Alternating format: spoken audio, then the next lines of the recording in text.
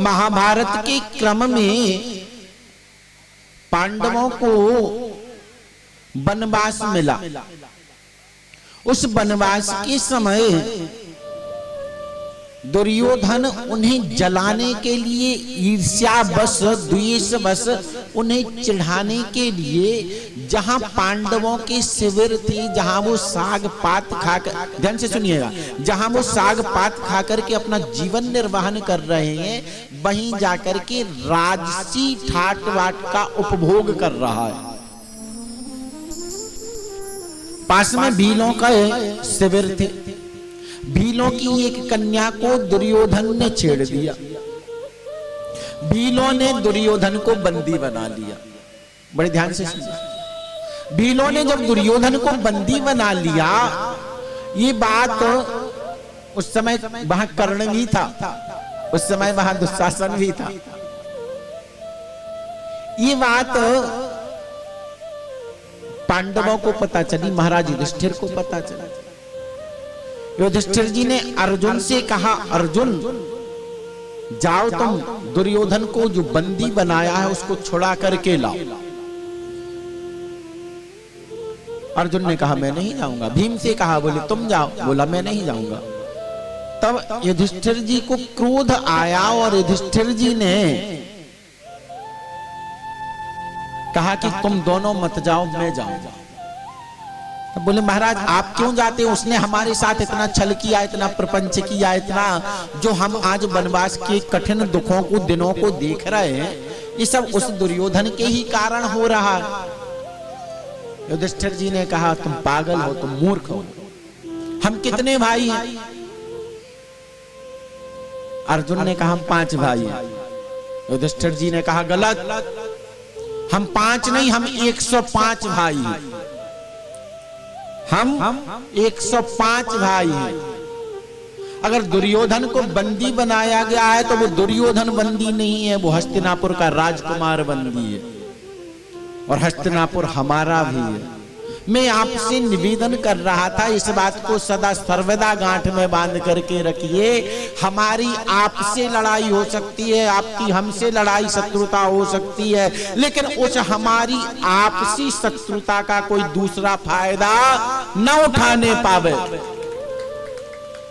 हम चारों एक रहें, आपस में लड़ो, लेकिन हमारी आपस की लड़ाई का फायदा तीसरा न उठाने पाए, ध्यान रखिए।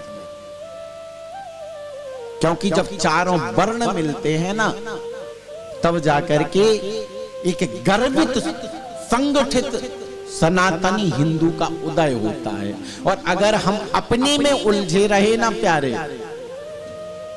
दूसरा आएगा एक पंडित जी को मारेगा, पंडित जी कहेंगे, दूसरे लोग कहेंगे पंडित जी पिट रहा है। दूसरे दिन आया चौहान साहब के जड़ दिया, बोले पंडित जी ने सोचा चौहान साहब पिट, एक एक करके वो चारों को पीट देगा और वो एक अकेला है।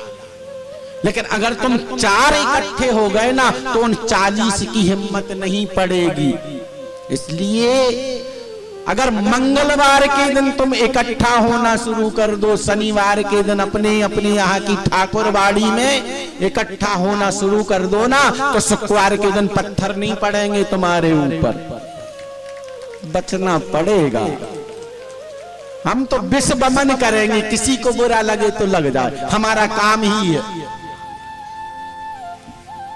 मैं आपका मुंह देख करके तिलक नहीं लगाऊंगा, जो बात सत्य है वो सदा सर्वदा सत्य रहेगी। जो हकीकत है वो समझनी पड़ेगी।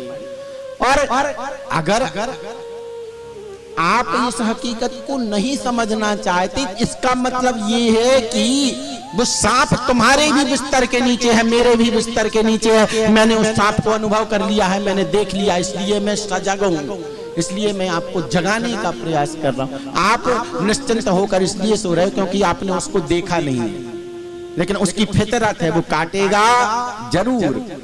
इसलिए प्यारे इकट्ठे हो, इकट्ठे होने में फायदा। और वो भीड़, वो जुलूस वाली भीड़ नहीं, वो भीड़ होनी चाहिए हिम्मत की, वो भीड़ एकजुटता की होनी चाहिए, एक होना पड़ेगा। यहां भगवान जो 4 वर्णों की 4 गोपियां हैं ना, उन्होंने एक श्लोक कहा। क्या कहा? वो गोपियां कहती हैं कि श्याम सुंदर ते दास्यः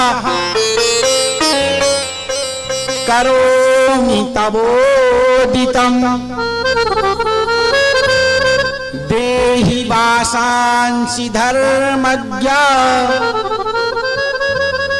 नो चेद राज्ये द्रुवामहे। जो गोपियां हैं वो 4 वर्णों की, और 4 वर्णों की गोपी अपने अपने स्वभाव के अनुसार कहती है। पहली गोपी ने कहा श्याम सुंदर ते दास्या, जो दास भाव की गोपी है ना, वो कहती